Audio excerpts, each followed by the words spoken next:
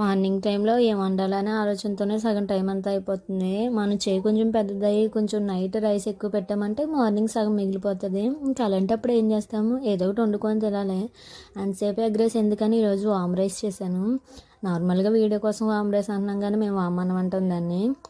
అయితే ఇది కూడా చాలా సింపుల్, చాలా హెల్దీ కూడా వామ్ అన్నం అనేది. కానీ కొంచెం వేడి చేస్తుంది.